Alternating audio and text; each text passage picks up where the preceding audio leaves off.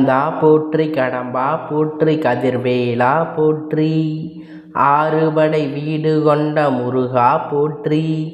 என் அன்பு பிள்ளையே, நீண்ட நாட்களுக்கு பிறகு உன்னுடைய குலதெய்வத்திடமிருந்து அவசர செய்தி ஒன்று உன்னுடைய வாழ்க்கை சம்பந்தமாக என்னிடத்தில் வந்திருக்கின்றது. என் தங்கமே, உன்னுடைய குலதெய்வம் உன்னை பற்றி சில விஷயங்களை என்னிடத்தில் பகிர்ந்து கொள்ள ஆசைப்பட்டு, அப்பன் என் குலத்தில் இருக்கின்ற என்னுடைய பிள்ளை இப்பொழுது சிறிய பிரச்சனையில் இருந்து கொண்டு இருக்கிறார்கள்.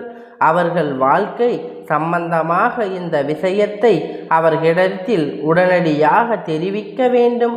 நீங்கள் சொன்னால் இன்னும் அதற்குரிய பிரச்சனைகள் மிக விரைவாகவே தீர்ந்துவிடும். நீங்களும் இந்த பிரச்சனைகளை பற்றி அறிந்திருக்கிறீர்களா என்று ஒரு முறை என்னிடம் கேட்டு தெரிந்து கொள்ளுங்கள் என்று என்னிடத்தில் வந்து சொன்னார்கள். என் தங்கமே, இந்த பிரச்சனை எல்லாம் உன் வாழ்க்கையில் நடப்பது உண்மைதானா? என் அப்பன் சொல்வதை ஒரு முறை கேட்டால் உனக்கு நிச்சயமாக புரிந்துவிடும். இப்பொழுது உன் வாழ்க்கையில் என்ன நிலையில் இருந்து கொண்டு இருக்கின்றாய், இனிமேல் வாழ்க்கையில் என்ன நடக்கப் போகிறது என்று உன்னுடைய குல தெய்வம் ஒவ்வொரு முறையும் என்னிடத்தில் வரும்பொழுது ஏதாவது ஒரு விஷயத்தை உன்னை பற்றி மட்டும் சொல்ல வருகிறார்கள். நீண்ட நாட்களுக்கு பிறகு அவர்கள் வரும்பொழுது நான் புரிந்து கொண்டேன், இத்தனை நாட்களும் என் குழந்தை உன் வாழ்க்கையில் நடந்த பிரச்சனைகள் எல்லாம் அத்தனை சாதாரணமானது இல்லை. இவற்றை எல்லாம் ஏதோ ஒன்று சேர்த்து கொண்டு வந்துதான் உன் உடம்பில் பல பிரச்சனைகளை ஏற்படுத்தி கொண்டிருக்கிறது. இப்பொழுது என் முன்னால் அவையெல்லாம் நின்று கொண்டு இருக்கிறது என்பதை நான் புரிந்து கொண்டேன். அவர்கள் என்னுடைய உதவியும் கேட்கின்றார்கள். ஏனென்றால் உனக்கு இருக்கின்ற பிரச்சனைகள் அத்தனைய பெரியது, மிகவும் எளிதாக அது தீர்ந்து விடக்கூடியது இல்லை. அதனால்தான் உன்னுடைய வாழ்க்கையை அழித்து விடக்கூடாது என்பதற்காக என்னிடத்தில் இதை உடனடியாக தெரிவிக்க வந்திருக்கிறார்கள். நிச்சயமாக இந்த பிரச்சனை என்னால் தீர்த்து தர முடியும் என்று நான் புரிந்து கொண்டேன். உன் வாழ்க்கையில் நடக்கும் இந்த பிரச்சனையை பற்றி தான் அவர்கள் சொல்ல வந்தார்கள். இன்று என் தங்கமே, உன்னுடைய வாழ்க்கையில் இப்பொழுது நடக்க இருக்கின்ற ஒரு விஷயம் என்னாலும் உன்னை மிக பெரிதளவில் காயப்படுத்தி கொண்டு இருக்கின்றது. குடும்பத்தில் உள்ளே இருந்து கொண்டு என்னாலும் உனக்கு கெடுதல் செய்ய அவர்கள் நினைத்து கொண்டு இருக்கின்றார்கள். என் பிள்ளைதான் இருக்கின்ற இடத்திலேயே நரகத்தில் வாழ்வது போன்ற ஒரு உணர்வினை நீ உணர்ந்து கொண்டு இருக்கின்றாய். சொந்த பந்தம் பாசம் எல்லாம் வேஷம் என்ற ஒரு நிலைக்கு நீ இப்பொழுது வந்துவிட்டாய். யாரால் உன் வாழ்க்கை உதவி கிடைக்கும் என்று நம்பி அவர்களோடு எந்நாளும் நல்ல உறவில் இருந்து வந்தாயோ என்று அவர்கள் ஆளையே மிக பெரிய பிரச்சனைக்கு நீ ஆளாக்கி நின்று கொண்டு இருக்கிறாய். அது மட்டுமல்ல, அவர்கள் எண்ணமும் உன்னை அவமானப்படுத்த காத்து கொண்டு இருக்கின்றது. அவர்களுக்கு உன்னை அவமானப்படுத்த வேண்டும் என்பது மிக முக்கியமானதாக இருக்கிறது. உன்னை அவமானப்படுத்துகிறோம் என்பதை சிறு துளி அளவு கூட அவர்கள் புரிந்து கொள்ளவில்லை. உன்னை பற்றி பேச வேண்டும், எப்பொழுதும் உன்னை பற்றி மற்றவர்கள் தவறாக சொல்ல வேண்டும் என்ற எண்ணம் மட்டும்தான் அவர்களுக்கு மனதுக்குள் முழுமையாக இருந்து கொண்டு இருக்கிறது. இதில் உன்னுடைய குலதெய்வத்திற்கு வருத்தம் என்ன தெரியுமா?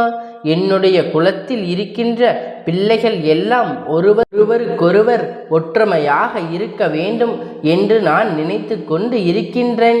இந்த நேரத்தில் இவர்கள் இப்படி ஒற்றுமை இல்லாமல் இருப்பதோடு மட்டுமல்லாமல் இவர்கள் இன்னொரு வாழ்க்கையை கெடுப்பதற்கு அல்லவா நினைத்து கொண்டு இருக்கின்றார்கள். மற்றவர் வாழ்க்கை கெடுப்பதால் என்ன பலன் இவர்களுக்கு கிடைக்கப் போகிறது? மற்றவர்கள் வந்து இவர்களை ஏதாவது செய்ய நினைத்தால் கூட ஒற்றுமையாக நின்று அவர்களை விரட்டி அடிப்பதை விட்டுவிட்டு இவர்களுக்குள்ளேயே ஒற்றுமை இல்லாமல் தவித்து கொண்டு இருக்கின்றார்கள். உறவுகள் ஆனாலும் சரி, உடன் பிறந்தவர்கள் ஆனாலும் சரி, ஒருபோதும் மற்றவர்கள் மத்தியில் ஒருவரை விட்டு கொடுக்க பழகிவிட்டால் மற்றவர்கள் இவர்கள் வாழ்க்கையில் எளிதாக புகுந்து இவர்களுடைய வாழ்க்கையை வாழ விடாமல் தடுத்து நிறுத்திவிடுவார்கள். தேவையில்லாத பிரச்சனைகளை உருவாக்கி கொடுப்பவர்கள் இன்று இவர் வாழ்க்கையை கேள்விக்குறியாக அல்லவா நின்று கொண்டு இருக்கின்றார்கள். உன்னுடைய மனதிற்கு எது சரி என்று பட்டதோ, எது சரி என்று தோன்றுகிறதோ அதை நீ சரியான நேரத்தில் செய்தால் இன்று உனக்கு இத்தனை பிரச்சனைகள் வந்திருக்காது. யார் பேச்சையோ கேட்டு தேவையில்லாத முடிவுகளை எடுத்துதான் அதற்கு விளைவாகத்தான் இன்று வாழ்க்கையை தொலைத்து விட்டு நீ நின்று கொண்டு இருக்கின்றாய். இன்றும் ஒன்றும் குறைந்து போகவில்லை. உன் வாழ்க்கை உன் கையை விட்டு முழுமையாக சொல்லவில்லை. வாழ்க்கையை கைவிட்டு செல்வதற்கான நேரத்தை எதிர்நோக்கி காத்து கொண்டு இருக்கின்றது. உனக்கு இப்பொழுதே உன் வாழ்க்கை போன்ற ஒரு உணர்வு வந்து விட்டது அல்லவா?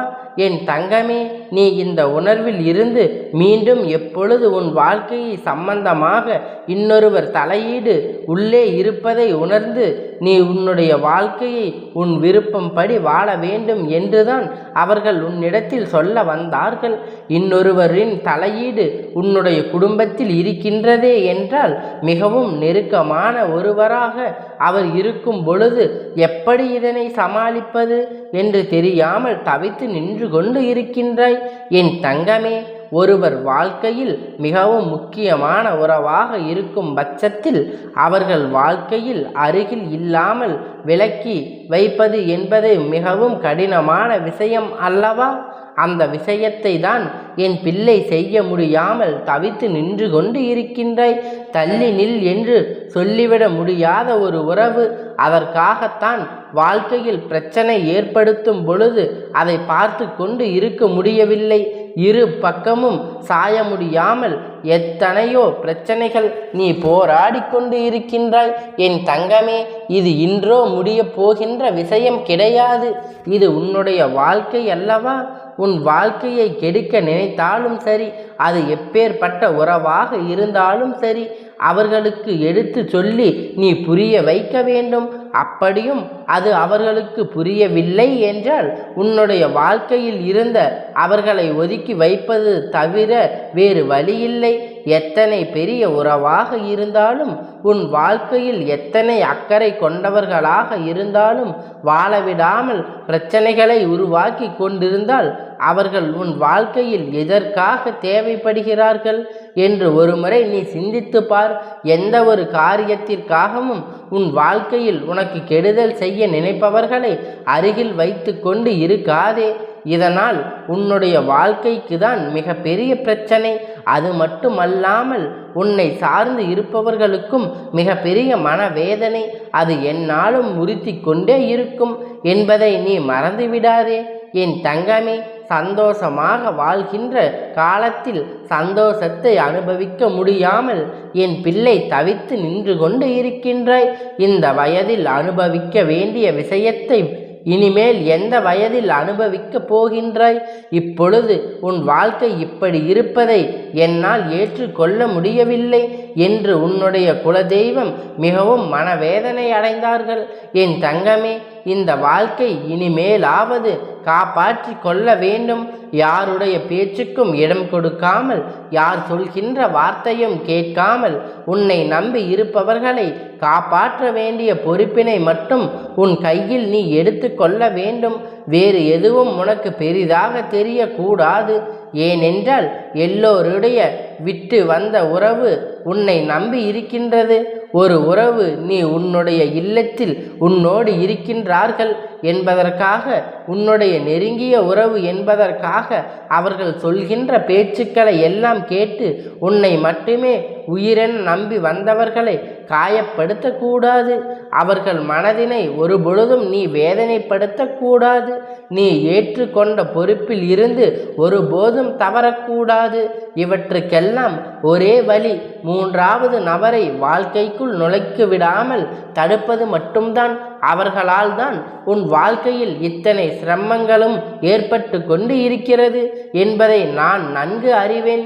உன்னுடைய குலதெய்வத்தின் மனவேதனையும் இது ஒன்று இருந்து கொண்டு இருக்கிறது. தன்னை நம்பி வந்தவர்களை விட்டு இன்னொருவரின் சொல்லை கேட்டு அவர்களை காயப்படுத்துவது என்பது தவறான செயலாகும். என் தங்கமே, இந்த விஷயத்தில் நான் இதோடு விடப்போவது கிடையாது. உன்னுடைய குலதெய்வம் என்னிடத்தில் இதனை சொல்லி இருந்தாலும் நான் இதற்கென்று ஒரு முடிவினை கட்ட வேண்டும் என்று இப்பொழுது துணிந்து வந்து விட்டேன். இனிமேலும் உன் வாழ்க்கையில் இந்த பிரச்சனை தொடரக்கூடாது. மற்றவர்கள் உனக்கு தீங்கு செய்ய நினைத்தாலும், நீ அவர்களுக்கு தீங்கு செய்ய நினைத்தாலும் எல்லா விஷயங்களிற்கும் உன் தலையில்தான் வந்து விடியும் என்பதை முதலில் மறந்து விடாதே. இந்த நேரத்தில் உனக்கு உன் வாழ்க்கையை கொடுக்க நினைப்பவர்கள் மனதளவில் எந்த ஒரு மனசாட்சியும் இல்லாதவர்கள் என்பதை புரிந்து கொண்டு அவர்களை விட்டு நீ விலகி இருக்க பழகிக்கொள். என் தங்கமே, இவர்களின் மனத்தில் ஒருபோதும் உனக்கான சந்தேகமானது வாழ்க்கையில் நீ நிம்மதியாக வாழ வேண்டும் என்ற எண்ணம் கிடையாது. அதை மட்டும் அவர்கள் நினைத்தால் போதும். அது ஒன்று உனக்கு மகிழ்ச்சியான வாழ்க்கையை கொடுக்கும். உன்னுடைய குலதெய்வம் மனதில் இருக்கின்ற இந்த விஷயத்தை நீ புரிந்து கொண்டிருப்பாய் என்று நான் நினைக்கின்றேன். அவர்கள் சொன்னார்கள், இப்பொழுது நீ சந்தோஷமாக வாழ வேண்டிய நேரம் இது. உனக்கான சந்தோஷத்தை முழுமையாக பெற வேண்டும், அதை நீ முழுமையாக பெற்றுவிட வேண்டும் என்பதை மட்டும்தான் அவர்கள் என்னிடத்தில் சொன்னார்கள். என் தங்கமே, அதனால் இதற்கான வேலைகளை இனிமேல் செய்ய தொடங்கு. உன்னை நம்பி வந்த உறவிற்கு ஒருபோதும் நீ துரோகங்களை செய்யாதே. துரோகம் என்பதை விட மற்றவர்களின் பேச்சை கேட்டு ஒருபோதும் அவர்களின் மனதினை காயப்படுத்தாதே. இது ஒன்றே உன் வாழ்க்கைக்கு சிறந்த வழியாக இருக்கும். இதை நீ பின்பற்றினால் உன்னுடைய குலதெய்வம் மன அமைதி அடைந்து விடுவார்கள். என் தங்கமே, இந்த அப்பனுடைய ஆசீர்வாதங்கள் உன்னுடைய குலதெய்வத்தினுடைய ஆசீர்வாதங்களும் எப்பொழுதும் முழுமையாக இருக்கும். என் தங்கமே, அதனால் நீ எதற்காகவும் கலங்காதே, எதை நினைத்தும் வருந்தாதே. நீ நல்லதையே நினைத்தால் உன் வாழ்க்கையில் நல்லதே நடக்கும். ஓம் கந்தா போற்றி, கடம்பா போற்றி, கதிர்வேலா போற்றி, ஆறுபடை வீடு கொண்ட முருகா போற்றி.